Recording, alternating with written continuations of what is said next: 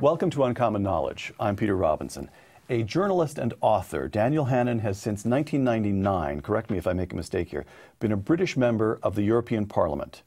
He first came to wide notice here in the United States when he made a speech on the floor of the European Parliament addressing the then Prime Minister of Great Britain, Gordon Brown. I'll quote you, or you probably have this all but memorized. "You cannot spend your way out of recession," he said to the Prime Minister.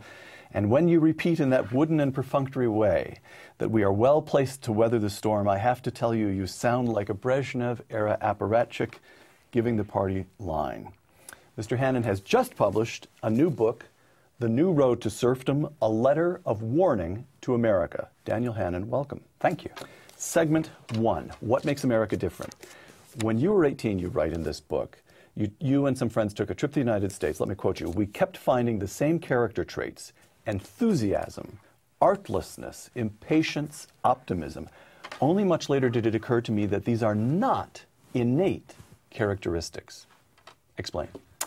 Well, very often when you talk about what makes American politics different, people on both sides of the Atlantic will say, well, it's culture. You know, Americans they're undeferential, they're restless, they don't have the class systems and the monarchies that Europe has and so on. But that answer doesn't really take you very far. I mean, culture isn't some numinous entity that exists alongside institutions. It's a product of institutions. There are reasons why there is a Tea Party here and there isn't a Tea Party in Europe. And if you break it down, what's happening in the US that's different? It's the single biggest factor actually is open primaries. There's a Tea Party here because people think that there's a purpose to it. Mm-hmm. My constituents, what you mean by open primaries? In most of Europe, in most of the democratic world, in fact everywhere really other than the US, candidates are chosen by their parties and are then presented to the electorate, right. Which means, in effect, that they're chosen by the party leader and his clique. And this allows the political parties to exclude big mainstream currents of public opinion from the legislature. Now, all of the evidence I have is that people in Britain and people in Europe dislike the level of taxation just as much as Americans do. In fact, they've got a lot more to complain about in terms of the overall level of tax. So the reason there is a Tea Party here is not because of some perverse American characteristic of being anti-tax. It's that people think that they can do something about it through the ballot box. And that is an incredibly precious thing you have. Very few of my American friends realize how unusual it is, how unique you are, and how blessed you are in having this system of being able to select your own candidates. Open primaries, referendums, initiative procedures, recall votes, the dispersal of power, states' rights, all of these things are modern incarnations of the old constitutional ideal of the dispersal of power, and it's worked. It's done what it was meant to do. It's done what the founders intended, which is to keep your government small. So in this country, there are just many more ways in which ordinary citizens can, just a small group of ordinary citizens can find a place to take a stand and have a voice. Much harder to do in Europe. So the institutions are what impress you most. Correct. I mean, a classic example in my own country being the issue of the European Union. The overwhelming majority of my constituents would like to leave the European Union. That is not a position publicly shared by any politicians, by any big newspaper, by any main political party. 55% of people... Even the Telegraph? Yeah, even the Telegraph. No national newspaper wants to leave the European Union, even though all the readers of all the national newspapers... Okay, now you're making another point, an additional point. I think it buttresses your argument, but it does seem to me distinct. There's no Fox News. There's no Rush Limbaugh.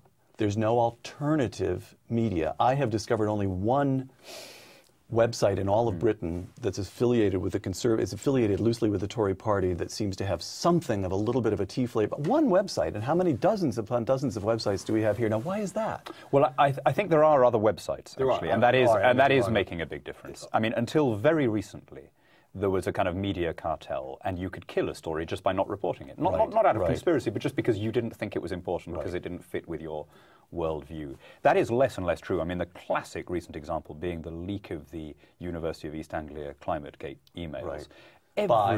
Well, there was a Telegraph blogger called James Delingpole who carried on harping on and on, day after day, about this story. And he had this great technique, which is to say, this is what the Times environment correspondent thinks is the top story today. This is what the Independent thinks is the top story. When are they finally going to cover this? And in the end, they had to. Now, 10 years ago, even 5 years ago, that wouldn't have happened. And there was the disintermediation of the message, if you like, is, I think, of great value to free marketeers and conservatives generally, because it was by and large the soft left who had and still have the control of the old broadcast media. But it's also just a good thing for the truth. I mean, it's out of this clashing din of competing interpretations that we get the facts. I'm struck by how many American liberals, you write in The New Road to Serfdom, now seem to see their country through European eyes, close quote. And this is subtitled A Letter of Warning to America. So give me in a sentence or two why that strikes you as perilous. I mean, yeah, you meet a lot of these Americans in Europe, I suppose, understandably. Oh, we never voted for Bush. Oh, we're not like you think. We're terrible. We wish we had more of what you have. I come back to, you don't appreciate, well, not all of you, most of my American friends, quite understandably, take for granted what's familiar. And it's very rare to meet Americans who are appreciative of how extraordinary is the constitutional inheritance of this country, how successful the founders were in dispersing and democratizing power and constraining the state by doing that. What's happening now, it seems to me, the direction being pursued by this administration amounts to a comprehensive policy of Europeanization. European healthcare, right. European welfare, European climate targets, European disarmament. And if you make your country more like the rest of the world, less American, you will serve to make it less independent, less prosperous, less free. And that's our problem as well as yours. The world has benefited from a strong and engaged United States. Quoting again, The Economy, The New Road to Serfdom, quote, "Here is Europe's economic tragedy. It suffers no worse than the United States during recessions, but it fails to recover to the same extent during the intervening upswings." So why not? Why is there less dynamism in the European economy? There has been an enormous amount of legislation, well-intentioned legislation, aimed at giving social protection to employees. And it's now reached the stage in a lot of countries where it just isn't worth your while to hire people, because once you've done that, you won't be able to get rid of them. You become very nervous about taking people on in the good times because you know that you won't be able to get them off your books if things go bad. And this has led to a measure of structural unemployment, which historically has been much higher than that in the US. It's striking that unemployment in this country has just reached European levels at the same time that your government has expanded, you've started regulating the private sector, telling people how much they're allowed to be paid and so on. There's a connection between those two things. In the short term, you can have the paternity leave, the vacations, but in the long term, the money runs out. Once politicians assume responsibility for health care, they find that they have made an almost irreversible, emphasis for my purposes on that word, irreversible decision. Why is that irreversible? Because you are responsible for everybody lying on a trolley in a hospital corridor for want of a bed. And anything that goes wrong can be blamed on lack of resources. And therefore, you find that you're in a situation where nobody, I mean, at the last election, all three British parties went into the campaign promising substantial reductions in public spending. All three of them had to tack on an exemption saying, but not healthcare, that budget will continue to grow in perpetuity. Because politically it's impossible. I mean, and actually morally it's impossible. How can you, as it were, be responsible for somebody suffering a preventable condition for lack of resources? Unless they are in some way responsible for their own resources, it puts you as the minister in an almost impossible position. Two views of America at this moment. One is economist Thomas Sowell. Quote, "To follow Rome, one of the greatest civilizations of all time, as it degenerated and fractured, is especially painful in view of the parallels to what is happening in America in our own times."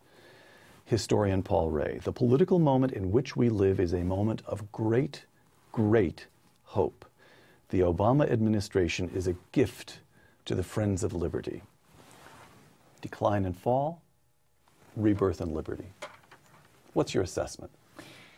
The decline and fall of Rome happened because it became bureaucratized, taxed, centralized. It's what brings a civilization down in the end. Same thing happened to the Mings, to the Mughals, to the Ottomans.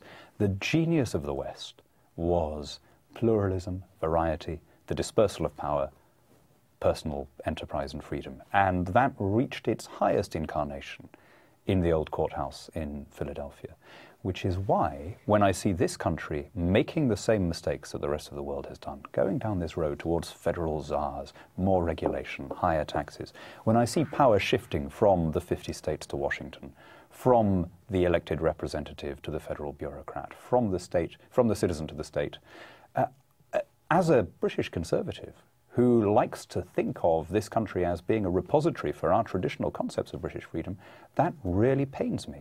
You deserve better as a people, and the world deserves better.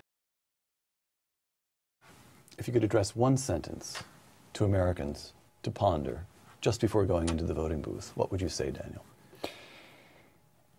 Be aware of how lucky you are, how unique you are. This country has been made different from the rest of the world because of a sublime set of institutions that were designed by exceptional men. If one generation of leaders presumes to strike down those institutions in the name of short-term contingency, it will make your country less American, by which I mean less prosperous, less democratic, less free.